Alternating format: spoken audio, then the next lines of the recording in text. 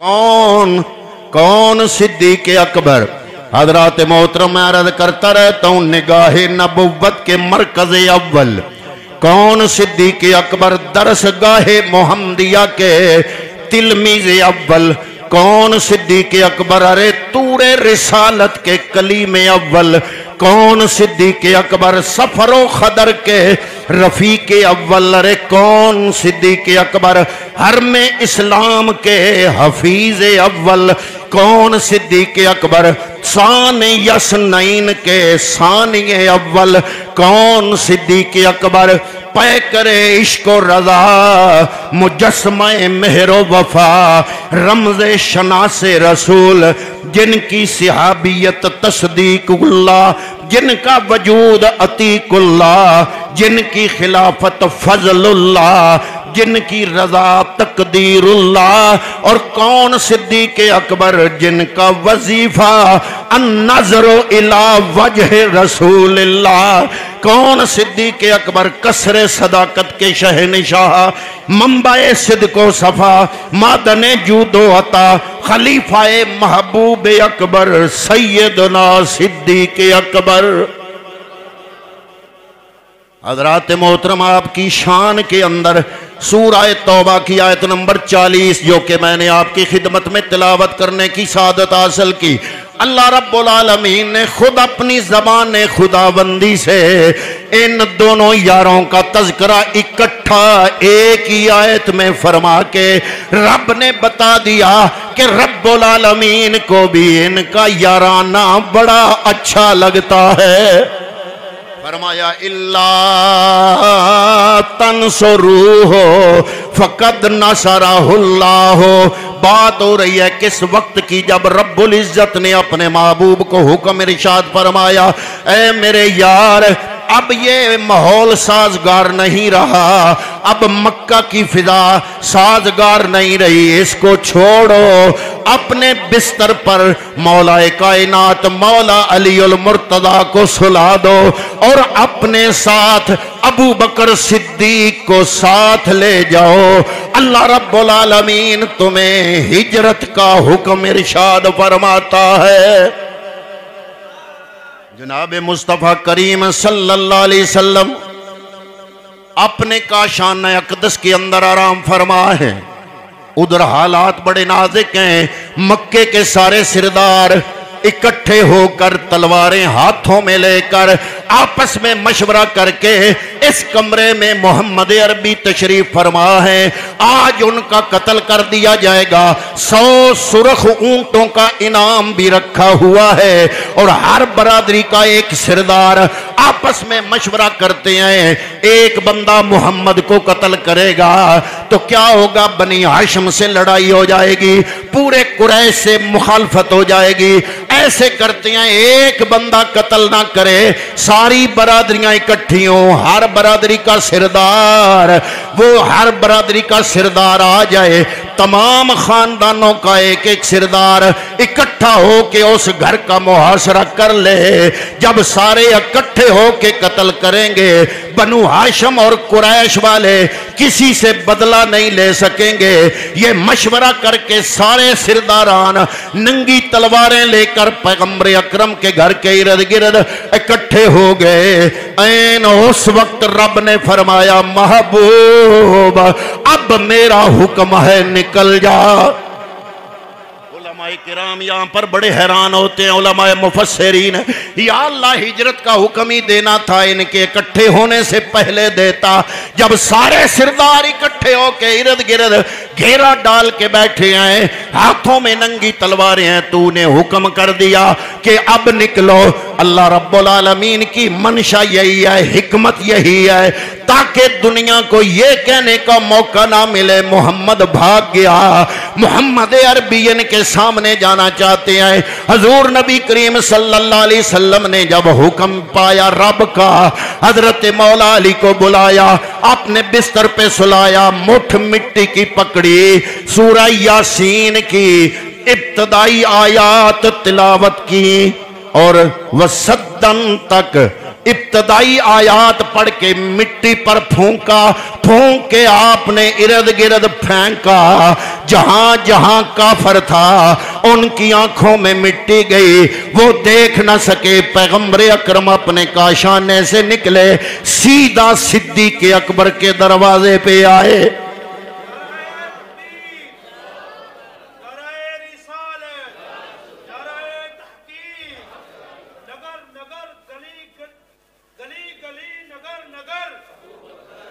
अब कुछ लोग ये मुगालता डालते हैं, और आजकल सोशल मीडिया का दौर है।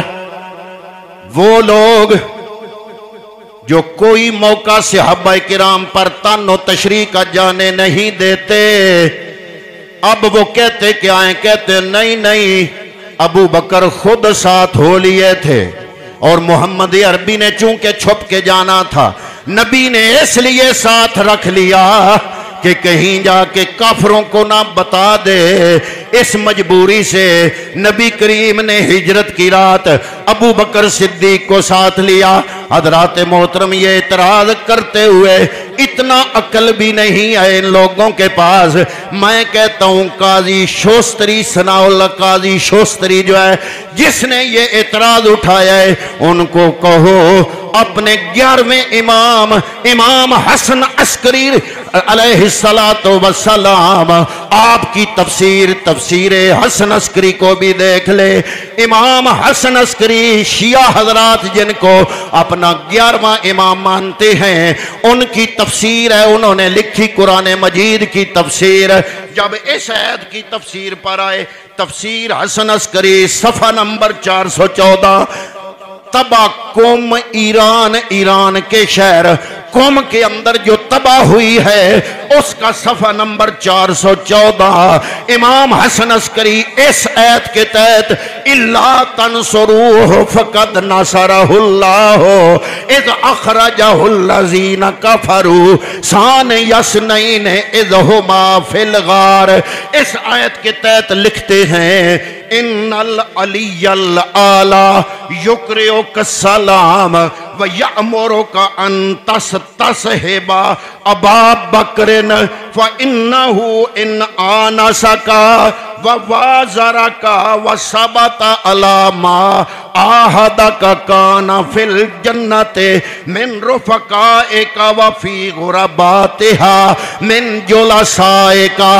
11वें इमाम हसन अस्करी अलैहिस्सलातु वस्सलाम आप फरमाते हैं इस आया तैयबा की तफसीर के अंदर, तफसीर हसन अस्करी तबा कौम ईरान सफ़ा नंबर 414 के अल्लाह रब्बुल आलमीन ने जिब्रील भेजा महबूब की बारगाह में, और रब ने हुक्म किया क्या कि ए महबूब वैया अमोरो का अंतस्हेबा अबा बकरिन, इस सफर में अपने साथ अबू बकर को ले जाओ। ये अल्लाह का इंतखाब है, रब हुक्म कर रहा है हिजरत के सफर में किसी और पे एतमाद ना करना, बल्कि मक्का से लेकर मदीने तक अबू बकर को अपने साथ रखना।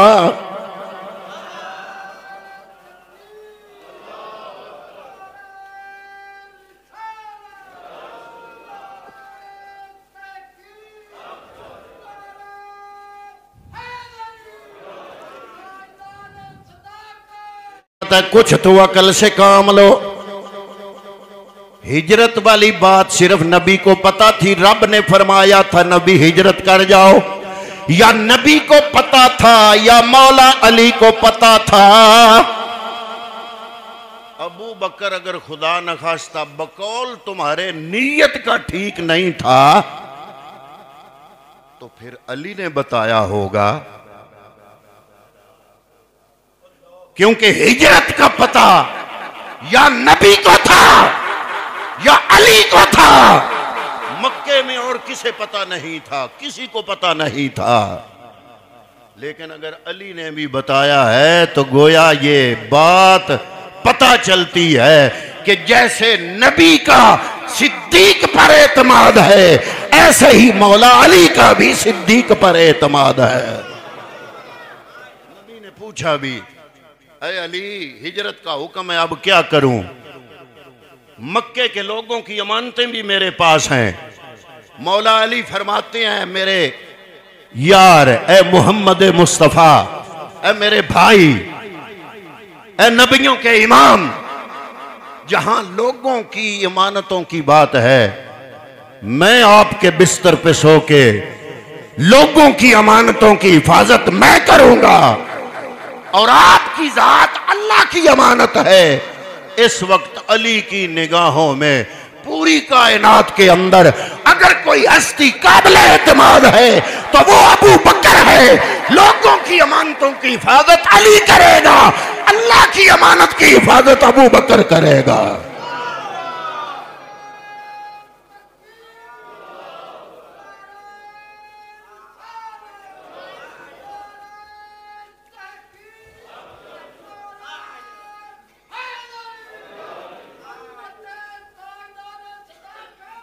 तारीख की किताबों में अबू बकर ने आज की रात के लिए 2 ऊँटनियां पाली थी। मैं नेट पे सुन रहा था, एक स्कॉलर इनका कह रहा था कि अबू बकर ने तो एक ऊँटनी की कीमत वसूल की थी। वो अमेरिका में बैठ के इस तरह की बातें कर रहा था, तो उसको ये नहीं पता चला कि सिद्दीक़ अकबर ने 1000 मरतबा कहा, अर्ज की, या रसूल अल्लाह, ये मैंने इसीलिए पाली है, कीमत नहीं लेनी। नबी ने अपना किरदार भी तो बताना था, अपनी सीरत भी तो उम्मत को बतानी थी कि मेरी यह सीरत है कि अपना चाहे जितना भी गहरा दोस्त हो, उसकी कोई चीज तुम लो तो दोस्ताने की वजह से उसको जरब ना लगाओ, बल्कि उसकी कीमत अदा करो। कीमत अदा करके लो, ये सुन्नते मुस्तफा है। और फिर जब पैगम्बर अकरम सल्लल्लाहु अलैहि वसल्लम ने वो मिट्टी की मुट्ठी लेके यासीन वल कुरानिल हकीम इन्नका लमिनल मुरसलीन अला सिरातिम मुस्तकीम, ये इब्तदाई आयतें, वजालना मिन बैने ऐदीहिम सद्दन, यहां तक तिलावत करके मुस्तफा करीम ने मिट्टी पर दम करके वो मिट्टी फेंकी तो तमाम काफरों की आंखों में चली गई। महबूब वहां से निकले। अब अगर अबू बकर की नीयत बकौल तुम्हारे दुरुस्त नहीं थी, अबू बकर नबी के दरवाजे पे हिजरत की रात नहीं आया, बल्कि हिजरत की रात नबी खुद अपने बिस्तर पे सुला के अली को, नबी खुद अबू बकर सिद्दीक के दरवाजे पे आया। वो अली की शान बुलंद जो नबी के बिस्तर पे सोया। और जब अबू बकर सिद्दीक का दरवाजा खटखटाया, अबू बकर ने दरवाजा खोला, फरमाया घर खाली करो, एक बात करनी है तुमसे, राज की बात। हाथ जोड़ के अर्ज की, मेरी 2 ही बेटियां हैं, एक मेरा बाप है, घर में 3 बंदे हैं, बाप नबीना है, और दूसरी बेटी आयशा आपके साथ निकाह हुआ है, और एक अस्मा है, आप तशरीफ ले आए। हिजरत वाली रात 2 बिस्तरों की फजीलत है। एक बिस्तर वो जो नबी ने अपने घर छोड़ा, अली उस पे सोए, उसकी शान बुलंद है। दूसरा बिस्तर वो जो अबू बकर के कमरे में बिछा था, और मेरा पैगंबर अबू बकर के बिस्तर पे सोया।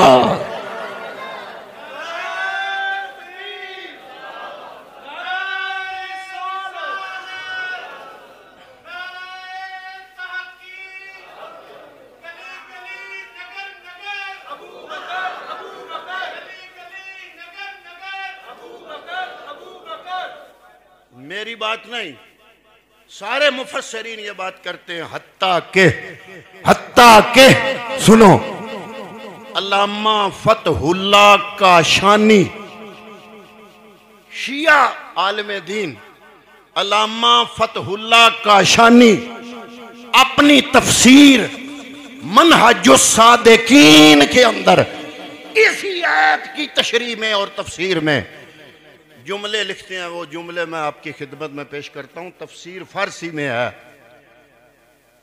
उन्होंने जुमला लिखा, अल्लामा फतहुल्लाह काशानी ने अपनी तफसीर में इस आयत के तहत 10 पैगंबर शबे पंज शंबा दर शहरे मक्का अमीरुल मोमिनीन रा बर जाए खुद मी ख्वाब बायंद व खुद अज खाना अबू बकर दर रफाकते बैरूना आमिदा बेदू गार तवज्जो नमूद।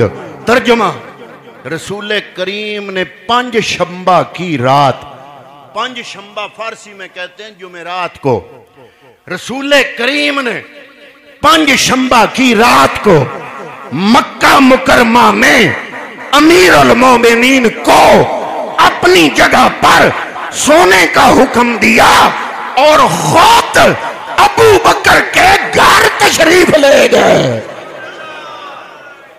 शिया मुफस्सिर अल्लामा फतहुल्लाह काशानी। और फिर किसी और की ना मानो, अपने 11वें इमाम की तो मानो।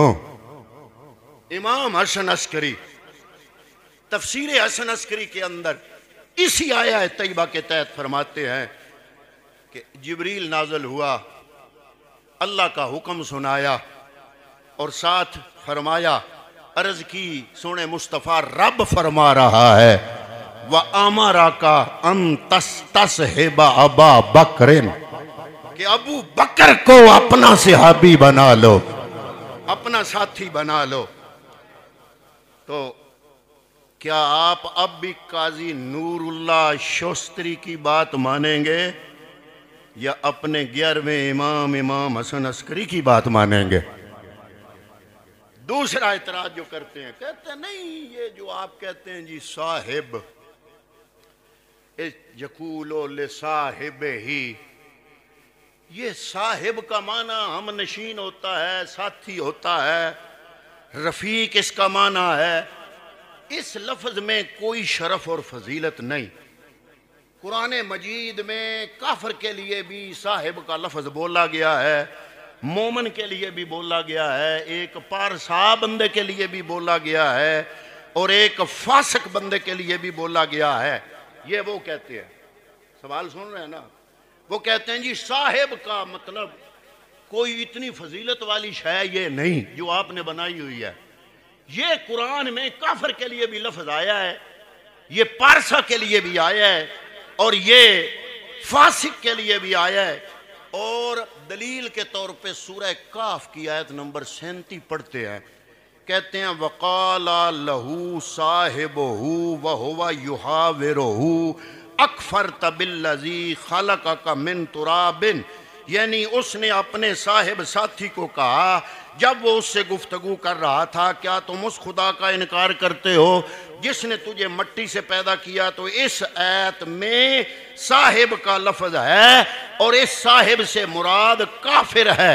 इसी तरह वो दूसरी मिसाल देते हैं, कहते हैं सूरह यूसुफ की आयत नंबर 42 है कि फरमाया या साहिबा यिस्सिजने, हज़रत यूसुफ ने अपने कैद खाने के 2 काफिर साथियों को कहा या साहिबा यिस्सिजने, ए कैद के साथियों। तो गोया उनके लिए भी ये लफ्ज बोला गया।